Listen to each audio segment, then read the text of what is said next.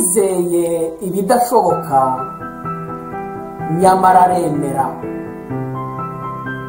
Abatyo umubyeyi w'amahanga menshi bikurikije rya jambo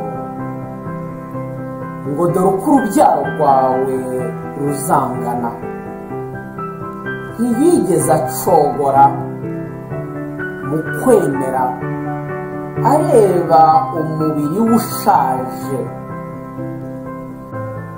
Yakabakabaga imyaka 100, n'inda ya Sara yarumiranye, kuko urupfu rwari rwarabatashye bombi. Yabura ubwizere ngo ashidikanye isezerano ry'Imana, ahubwo akomezwa n'ukwemera maze yiragiza ikuzo ry'Imana. Yiyemeza rwose ko ishobora kuzuza icyo yasezeranye. Abanyaroma umutwe wa 4 umurongo wa 18 kugeza kwa 21. Kristo Yesu akuzwe muvandimwe. Hobe hobe. Akira Roho Mutagatifu usenderezwe ingabire y'ukwemera. Ukwemera mu bintu bidashoboka, ukwizera kudahinyuka.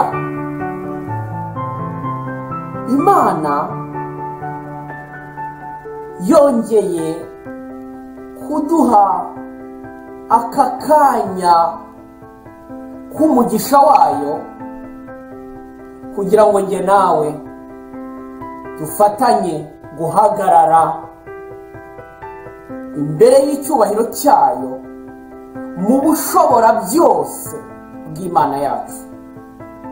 Imana ya Aburahamu na Isaki na Yakobo, Imana ya Dawidi, Imana ya Daniyeli, Imana ya Yosefu, Imana ya Yohani, Imana ya Petero, Imana ya Tomasi, uyu munsi irashaka kwitwa Imana yawe.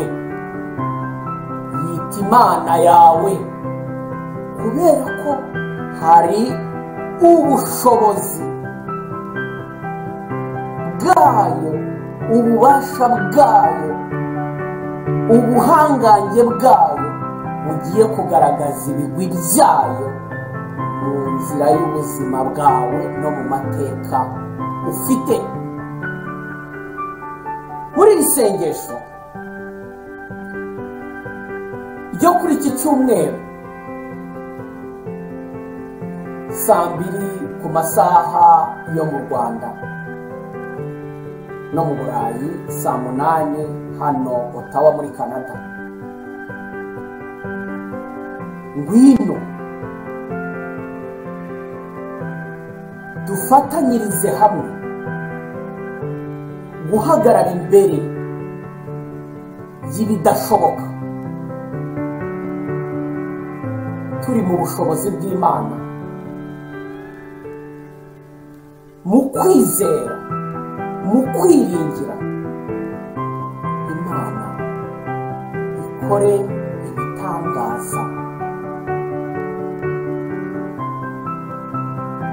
kandi yuzuze isezerano ryayo mu buzima yaguhaye. Ni kuri iki cyumweru urarike n'abandi benshi ingabire y'Imana igaragaza ibigwi byayo mu buzima bwawe. Mushobora kutwandikira ibyifuzo byanyu mwifuza ko dusabira, n'imitwaro yanyu ibaremereye cyangwa ibaruhije, tugahagarara imbere y'ushobora byose. Imana ya Aburahamu, Imana ya Isaki na Yakobo uyu munsi iritwa Imana yawe, iritwa Imana yanjye, igaragaza ibigwi byayo.